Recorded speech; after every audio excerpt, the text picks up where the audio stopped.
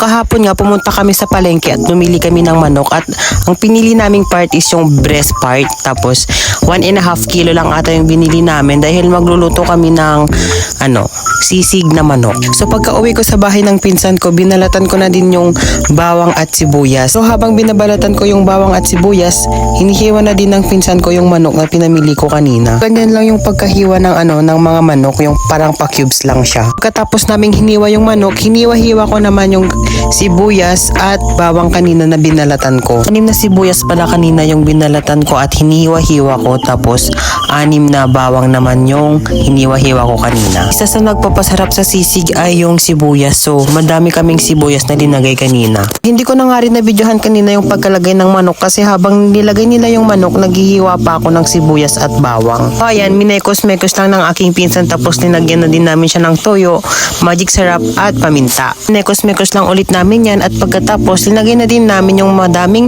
sibuyas kanina na aking hiniwa na nagpapasarap sa ating sisig na manok. Siyempre, hindi natin kalimutan yung itlog. So naglagay nga pala kami ng 3 itlog dyan. So nung nalagyan na namin siya ng itlog, tinakpan lang namin siya, tapos ayan na yung kalabasan ng itlog. Tapos i-mix-mix lang natin yan, ihalo-halo lang natin at ready to serve na. So itong bidyong to ay kanina lang, bumili nga pala kami dyan ng barbecue. Ang mga pinamili ko lang pala dyan ay dugo, isaw ng manok, isaw ng baboy at puwet ng manok. Nasa 200 pesos lang pala yung pinamili namin dyan kanina kasi konti lang naman din kaming kakain at kumain na din kami kanina ng hapunan, kaya ayun lang, konti lang yung pinamili namin. So ayun lang for today's video, maraming salamat.